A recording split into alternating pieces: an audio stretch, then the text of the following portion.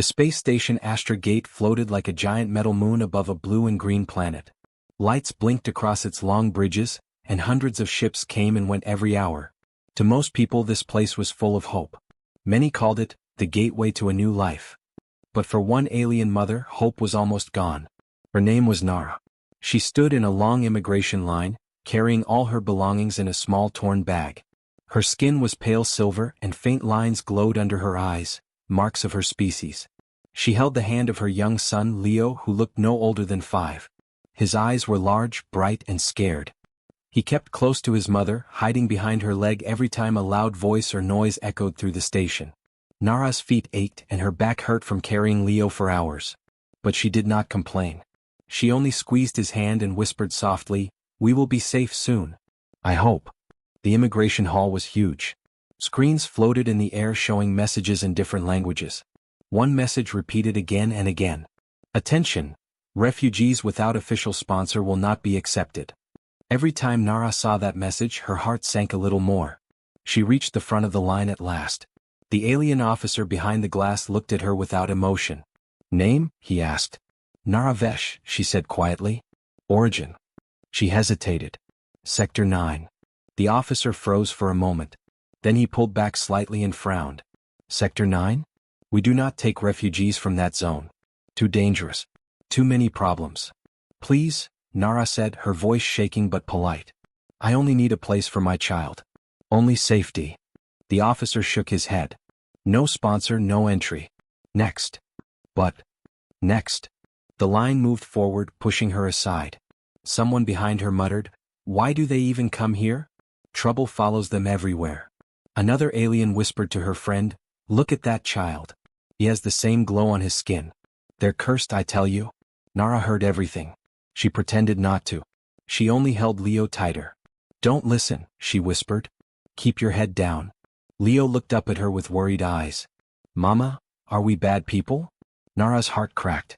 She knelt down and touched his face gently. "No, my love. Never say that. We just do not have a home right now." A station guard approached her. He was tall and wore black armor with sharp edges. "You have no sponsor," he said.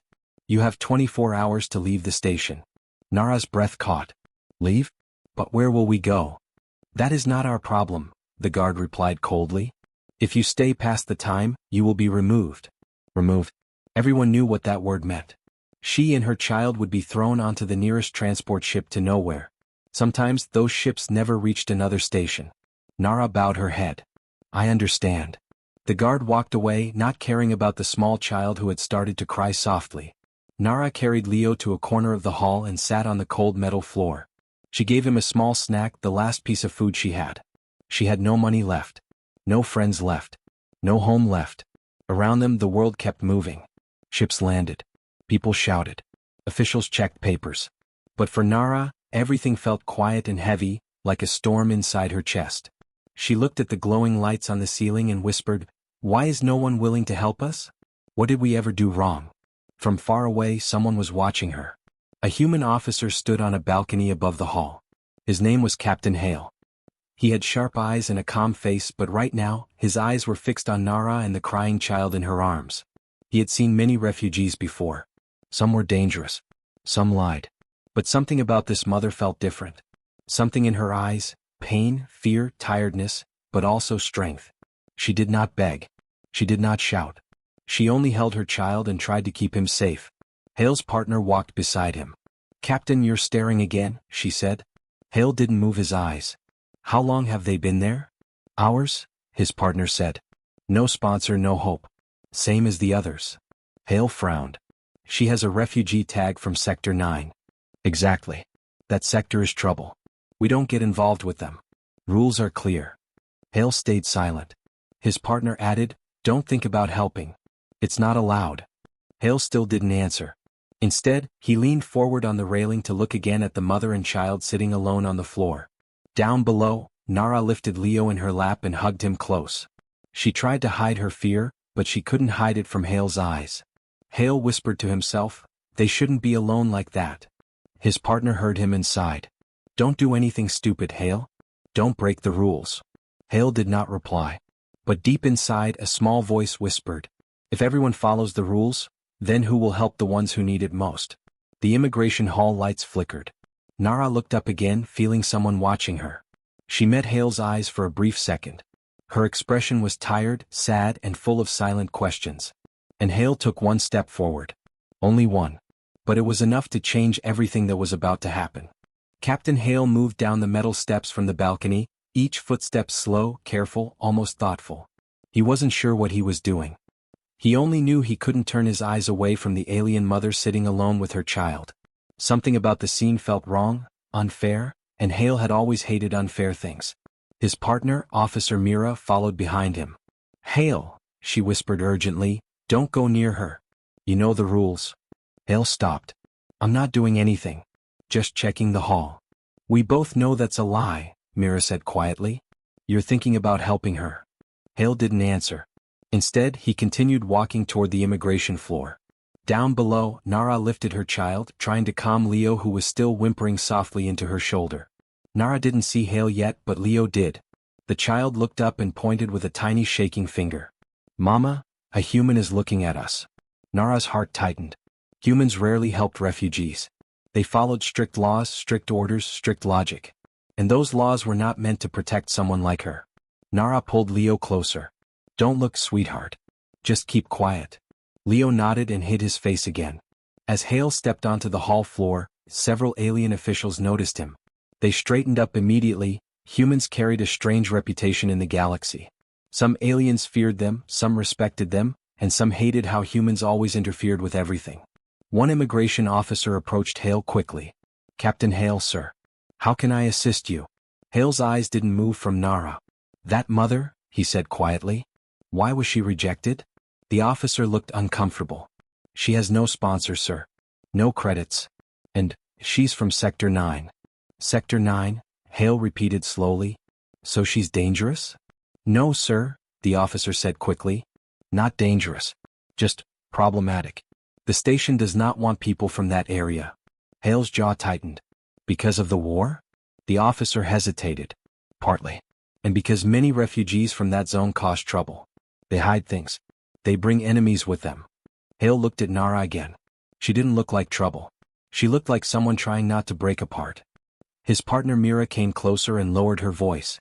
"Hale, listen to me. Sector 9 refugees have strict rules. We are not allowed to interact with them unless they commit a crime. You know the code." Hale nodded. He knew the code very well. Too well. Rule 14b. Human officers must not interfere with flagged refugees. Rule 8f. No human is allowed to sponsor or shelter aliens marked with a warning symbol. Rule 3a. Sector 9 cases must be avoided at all costs. Breaking any of these rules meant losing rank, or worse, losing everything. Hale looked down at his gloves. He had sworn to protect life, to help the weak. But now the rules told him he wasn't allowed. He hated that feeling. Mira placed a hand on his shoulder. "Come on. Let's go. She is not our problem." Hale's eyes moved to the side for a moment, and that's when he saw them. 3 dark-armored aliens standing near the entrance of the hall.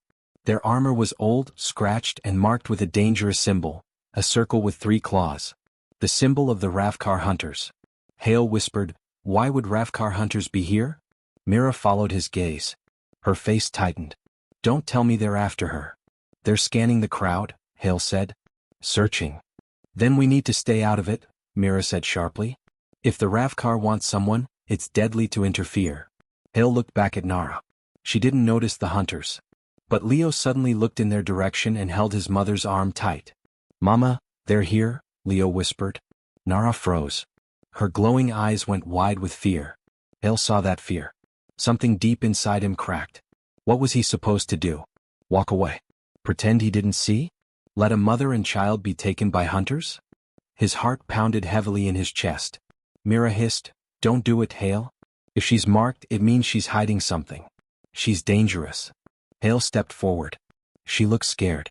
That child is terrified." "Everyone is scared on this station," Mira replied. "Fear doesn't make her safe." Hale kept walking. Mira grabbed his arm. "You break the rule and they will take your badge, your rank, everything you worked for." Hale stopped again. He looked at his reflection in a polished metal wall. The uniform. The badge. The symbol of the human fleet. Everything he had earned through years of service. But then he looked past the reflection, toward Nara trying to calm her son while hiding behind a pillar, hoping the hunters wouldn't see her. Rules, Hale whispered to himself, are meant to protect people. Not all rules, Mira said softly. Some rules are meant to protect us from people like her. Hale shook his head slowly. Then maybe the rule is wrong. Hale? He took a long breath. Maybe, he whispered, someone needs to break it. He walked away from Mira and toward Nara. She saw him coming. Her body tensed. Instinctively, she shielded Leo with her arms. I'm not here to hurt you, Hale said in a calm, low voice. Nara didn't answer. I saw the hunters. They're searching for you, aren't they? She still said nothing. But her eyes told the truth. Yes, Hale whispered. They are. Behind them, the Ravkar hunters turned their heads. They had seen her. Nara sucked in a sharp breath. Leo clung to her. Hale stepped in front of them. His partner shouted from across the hall, Hale! Stop. You're breaking the rules. But Hale didn't move. He looked at Nara and said quietly, If you want to live, come with me. Captain Hale stood like a shield between Nara and the Ravkar hunters. His uniform armor wasn't thick and he had no special weapons with him, but his presence alone made the hunters slow down and watch him carefully. Humans had a reputation in the galaxy. Not the strongest, not the fastest, but the most unpredictable. Some aliens feared this more than any weapon. Nara grabbed Leo and pulled him close. Her eyes were wide with panic. She whispered something in her own language, soft, shaking words meant to calm her child. But nothing could calm him when those hunters were so close. The Ravkar leader stepped forward. His armor looked like dark stone, and the three-claw mark on his chest glowed red. His voice was low and rough. Human, he growled, step aside. This woman belongs to us. Hale didn't move. She is under human protection now, Hale said firmly. Nara's head snapped toward him, shocked. What? I'm not. Hale raised his hand slightly to stop her. Just stay behind me, he whispered. The Ravkar leader narrowed his glowing eyes. Human laws do not apply to Sector 9 refugees. Station laws do, Hale replied calmly. And you are standing on a human-controlled floor right now. That means you follow our rules while you are here. The hunters looked at each other. They didn't like the humans' confidence. But they also didn't want to start a fight in the middle of the station. Too many cameras. Too many witnesses. But they were not giving up. We only need the woman, the leader said. Give her to us and we will leave the child. Nara gasped and her whole body froze. Her arms wrapped so tight around Leo that the boy whimpered in pain. Hale felt anger rise in his chest. You think I would separate a mother from her child? He said sharply. Do you think humans do that? The leader tilted his head. You humans do many strange things. Perhaps you will do this too. Hale took one step forward. Just one. But it was enough to send a message. If you want her, Hale said slowly, you go through me first. The hunters stared at him in silence. A human officer breaking rules was rare. But a human officer challenging Ravkar hunters? That was dangerous. Very dangerous. The station crowd had stopped moving. Everyone watched from a distance. Aliens whispered. A human is protecting a Sector 9 refugee? He must be crazy. Humans are always causing trouble. Or maybe he's the only one with a heart. Nara felt her throat tighten. No one had ever stood for her like this. No alien. No official. No friend. And now a human, someone she had never met, was risking everything for her. What? Why would he do this? She didn't understand. Leo tugged on her sleeve. Mama, is he helping us? Nara didn't know what to say. She only whispered, I hope so. The hunters stepped back, but not because they were scared. They needed to rethink. They needed to follow Nara quietly, not start a public war. This is not over, human, the leader growled. We will find her again. You cannot protect her forever. Hale didn't react. He only watched them leave the hall with slow, heavy steps. When the hunters finally disappeared into the crowd, Nara felt her knees weaken. She sat down on a bench, shaking. Hale turned to her. We need to move. They will not stop. Nara looked up at him, confusion and fear mixing in her expression. Why are you helping us? You don't know me. You don't know anything. Hale crouched down so he was eye level with Leo. He spoke softly. Because your child is scared. And no child should be hunted. Nara swallowed hard. Hale stood again. We have to leave this hall right now. They will circle around. He reached out his hand, not touching her but offering it, for her to stand. Nara hesitated. She remembered the immigration officer yelling, "Next." She remembered aliens turning away from her. She remembered guards threatening to remove her. She remembered every door closing in her face. Now a human offered his hand. A human breaking his own rules to help her. Slowly she took his hand and stood up. "Thank you," she whispered. "We're not safe yet," Hale replied. "Follow me." He guided them toward a side corridor, but before they reached it, Officer Mira ran toward them. "Hale? What are you doing? You can't just walk off with a refugee," she snapped. Hale didn't stop walking. "I'm protecting them. You're breaking regulation after regulation. Hale, listen to me, if you take one more step you're finished." Hale looked at her. "I know," he said quietly. "But I'm doing it anyway." Mira grabbed his arm hard. "Hale? You are not thinking straight." "Mira," he said in a low voice, "if you saw what I saw, you would understand." "I see a dangerous woman with a warning mark from a war zone," Mira shot back. "You think she's a victim, but what if she's lying? What if she's hiding something?" Hale turned slightly and looked at Nara. Her eyes were full of fear and exhaustion. She wasn't lying. She was just tired of running. "She's hiding something," Hale said. "I know that." Mira blinked. "Then why are you helping her?" "Because," Hale said firmly, "whatever she's hiding is not evil. It's fear." Nara's breath caught. She wasn't used to being understood by anyone. Mira stepped back shocked. "You're really doing this?" "I am," Hale said. Mira shook her head. "You're a fool. They'll take your badge." Hale gave a small, almost sad smile. "Badges can be replaced. Lives can't." He motioned toward the corridor. "Nara, Leo, come on." They followed him. Behind them, the hall lights flickered again. And far in the shadows, the Ravkar hunters watched silently. Waiting. Planning. They weren't done. Not even close. Captain Hale walked through the side corridor with fast, careful steps, checking every corner before allowing Nara and Leo to follow. The lights above flickered in slow rhythms, casting long shadows on the metallic walls.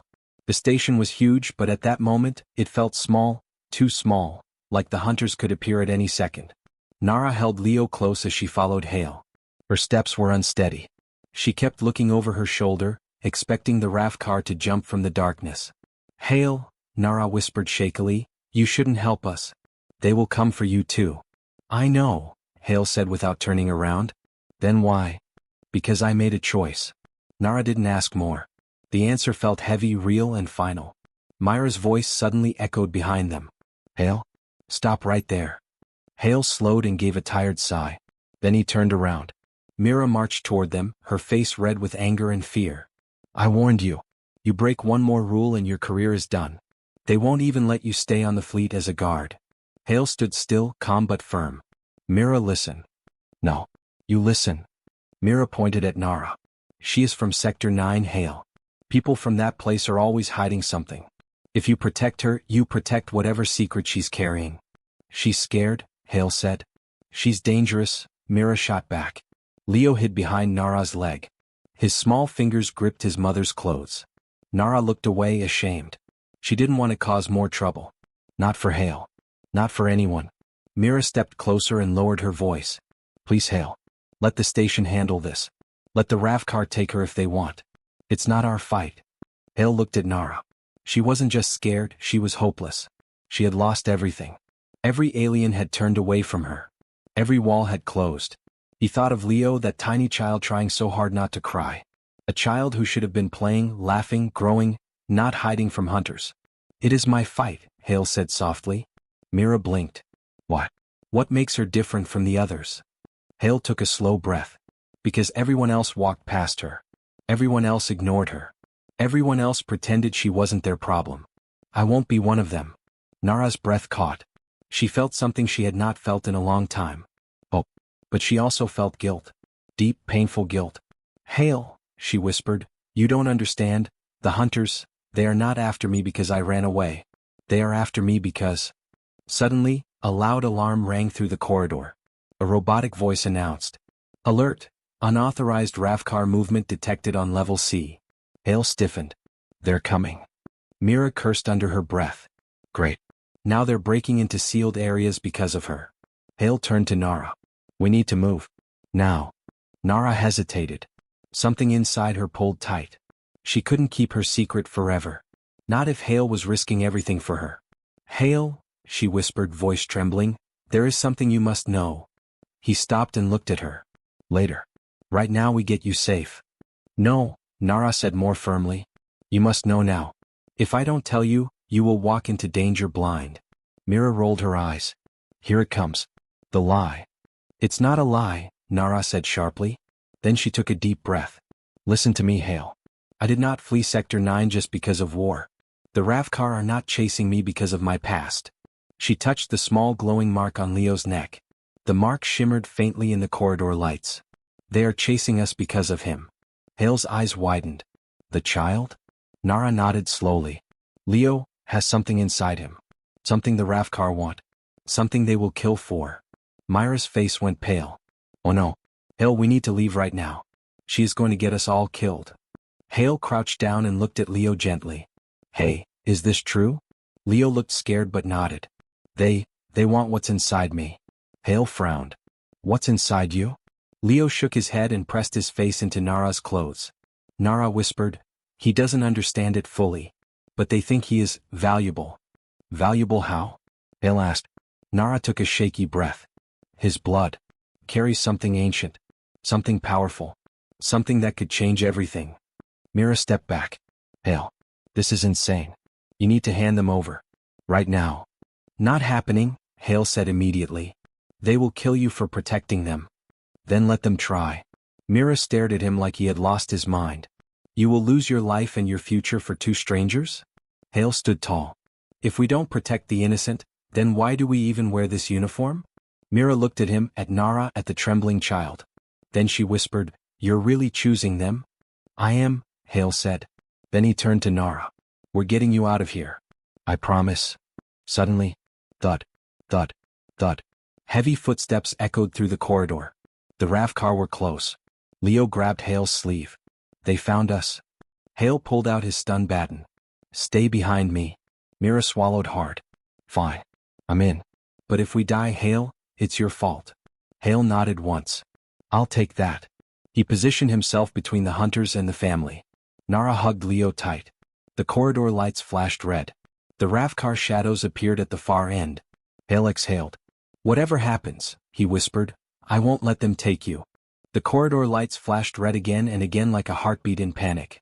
Hale held his stun baton tight as the heavy footsteps of the Ravkar hunters grew louder.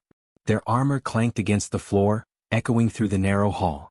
Nara shielded Leo with her arms, holding him close. Her breath came fast. She had run from these hunters for months, but now they were closer than ever. Hale, Mira whispered, we need to move before they trap us. I know, Hale said, eyes locked on the approaching shadows. This way. He pointed to a maintenance hatch on the left, a small square door built into the wall. Only officers had access to maintenance tunnels and the Ravkar knew it too. Hale, are you crazy? Mira hissed. Those tunnels lead under the entire station. They're dark, tight, and full of machinery. If we get lost, we die. If we stay here, Hale said, we die faster. He tapped his card on the scanner. The hatch slid open with a low hiss. Inside was a dark tunnel, narrow and lit only by a faint blue glow from the pipes running along the ceiling. It looked cold, empty, and unsafe. But safer than staying. Hurry, Hale said. Go inside. Nara nodded and crawled in first, guiding Leo. Mira entered next, still looking unsure. Hale followed last and sealed the hatch behind them. The moment the hatch clicked shut, bang. A Ravkar fist slammed against the other side. Leo screamed. Nara covered his ears. They're breaking through. Mira shouted. Hale switched on a small flashlight attached to his baton. Move. Now. They ran through the tunnel, boots splashing in shallow water. Metal pipes vibrated overhead, carrying power and steam across the station. Strange noises echoed from unknown machines below their feet.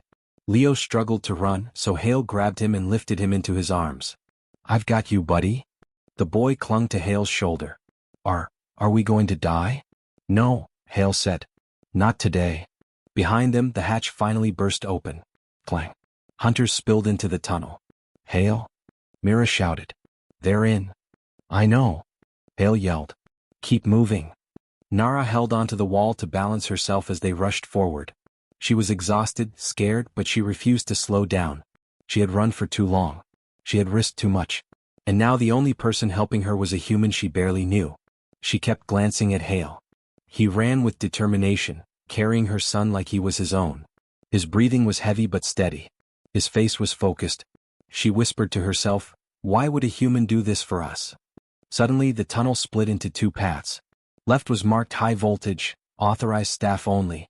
Right was marked air system room. "Hale?" Mira called. "Which way?" "Right." Hale decided. "Left is too dangerous." They ran down the right path, but as they reached the air system door, Hale pulled up short. The door was locked with a digital code. "Great," Mira muttered. "We're trapped." "No," Hale said. "Give me a second." He set Leo down gently and pressed his officer card against the panel. A red light blinked. "Access denied. Clearance too low." Mira cursed. "Your clearance doesn't work here." Hale tapped faster, trying different inputs, overrides, codes, anything. Behind them, the footsteps were getting closer. Nara grabbed Leo. "Hale, they're almost here." Come on," Hale muttered. He tried another override. "Access override requested. Requires human captain authorization." A voice crackled from the panel. "Identify yourself." "Hale. Captain Marcus Hale. Authorization code." He typed quickly. Mira watched, stunned. "Hale, those codes are only for emergency rescue missions." "This is an emergency," Hale said without looking up. The panel paused.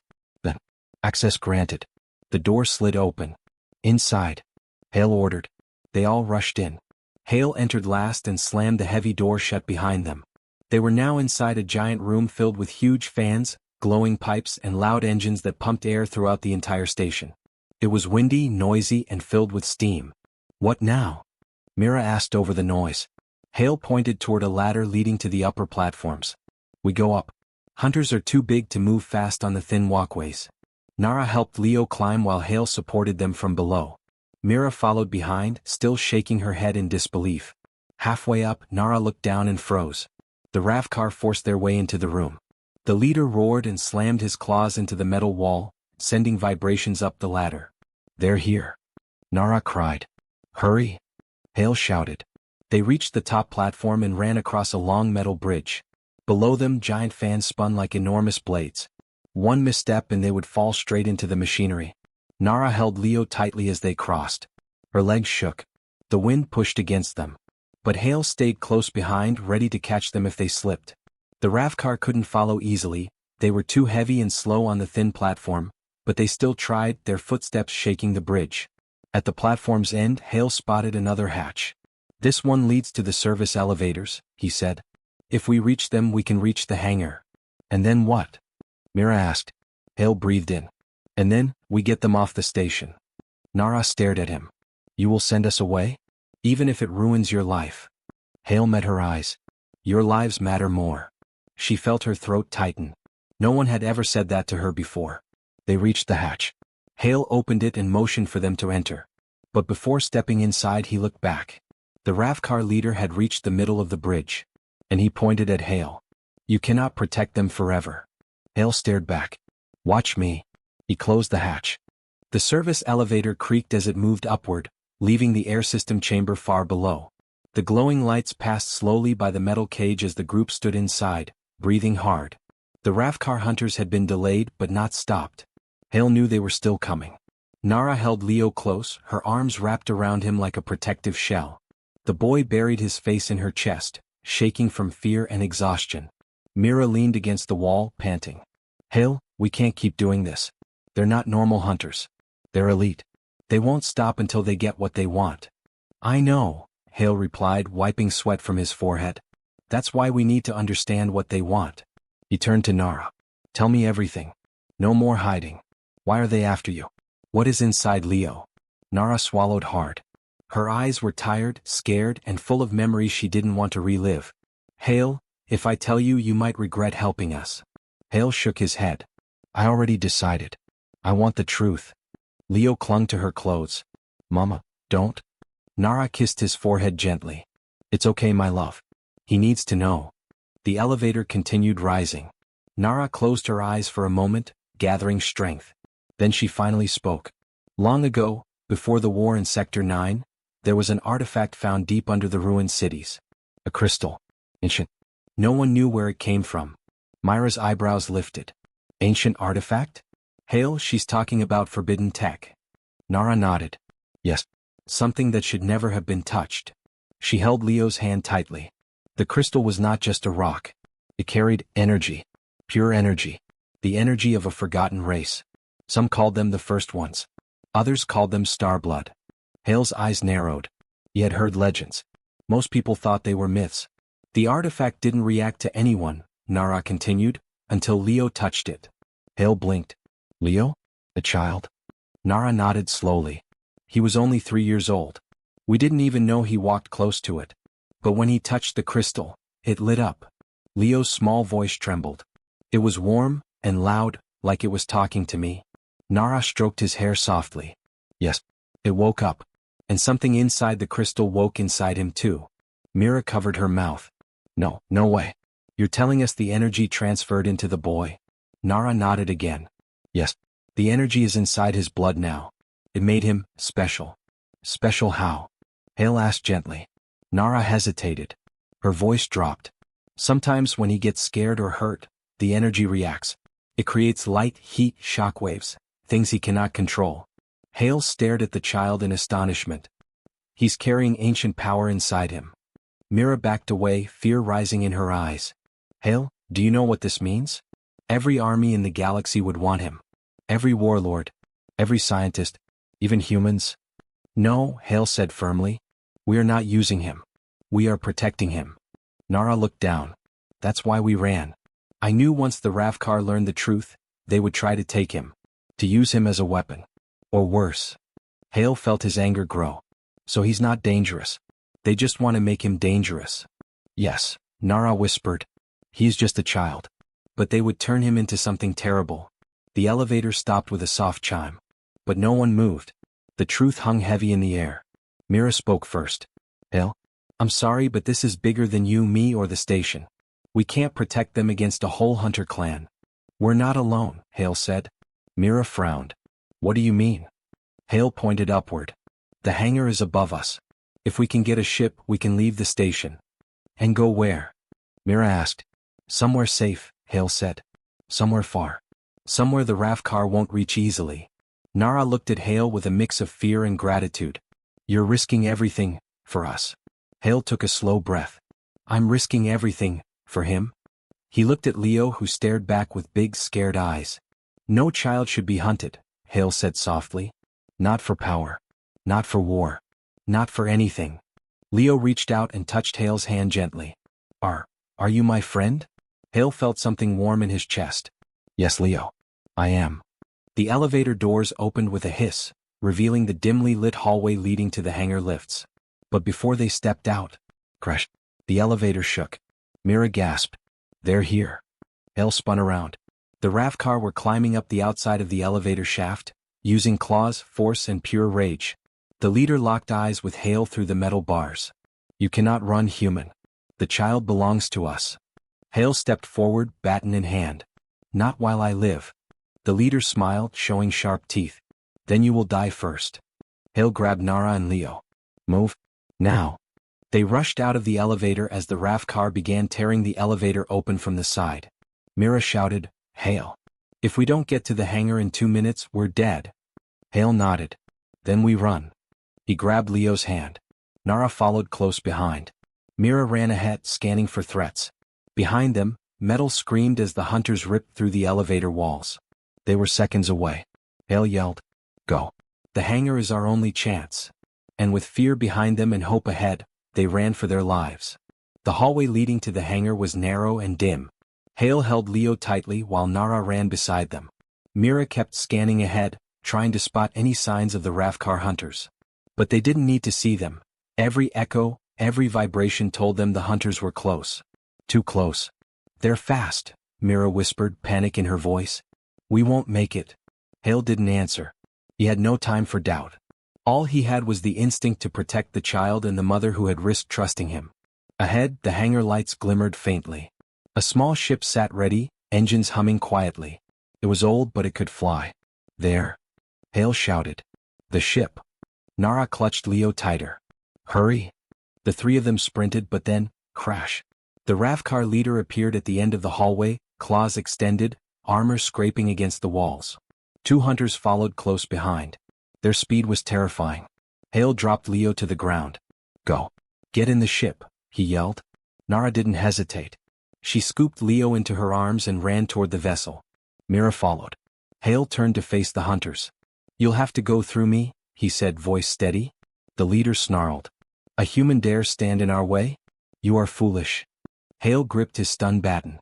He didn't have heavy weapons, but he had courage and unpredictability, the two things Ravkar feared most. The first hunter charged.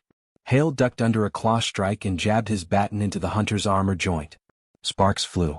The hunter stumbled, giving Hale a chance to kick him back. The second hunter rushed next. Hale rolled to the side and swung the baton, connecting with the hunter's leg. The alien shrieked and fell, creating enough space for Nara and Leo to reach the ship. Mira was already at the cockpit, opening the hatch. "Go. Go," she shouted. Nara threw herself inside, Leo in her arms. Hale followed a moment later, closing the hatch behind him. Mira hit the ignition and the engines roared to life. The ship lifted slightly off the floor. But then the ship shook violently. Hale looked out the small window. The Ravkar leader had leaped onto the ship's exterior, claws gripping the hull. Sparks flew where his claws tore metal. "Hold on," Hale yelled. "We're not done yet." Mira pushed the throttle forward. The ship zoomed toward the hangar exit, dodging support beams. The leader held on, screaming in rage. Hale made a split-second decision. He grabbed a maintenance panel and ripped it open. "Mira, pull up sharply when I say." "Got it?" Mira replied. Hale opened the ship's small hatch and stepped onto the edge, gripping a rail. Leo whimpered, Nara looked terrified. Hale shouted, "Now!" Mira pulled the throttle and the ship shot upward. The Ravkar leader lost his grip on the hull and fell back, smashing into the hangar floor with a deafening clang. Sparks and smoke filled the air. Hale leapt back inside just in time. Nara hugged him tightly. You saved us," she whispered, tears streaming down her face. "I told you," Hale said, breathing hard, "no child should be hunted. Not for power. Not for war. Not for anything." Leo looked up at Hale and smiled faintly. "My friend." Hale ruffled his hair gently. "Always." The ship blasted out of the hangar and into the outer space docking lanes. The Ravkar could not follow, they had no ships ready nearby, and the station's human security scrambled to prevent a chase. Nara held Leo and looked out the viewport. Stars stretched endlessly before them. For the first time in months they felt safe. "I can't believe a human did all this for us," Nara said softly. Hale shrugged. "Humans aren't perfect. But some of us, we believe in doing what's right. Even if it costs us everything." Mira, sitting beside Hale, nodded slowly.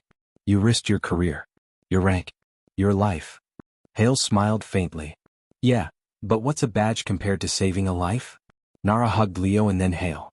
"Thank you, truly." The little boy smiled, clutching Hale's hand. "Friend, never leave."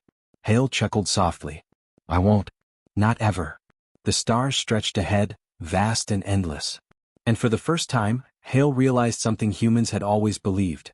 Even in the darkest parts of the universe, courage, hope, and humanity could make a difference. Some aliens had rejected Nara. Some humans followed rules without question. But Hale had defied the rules. And in doing so he gave a mother and her child a chance to survive.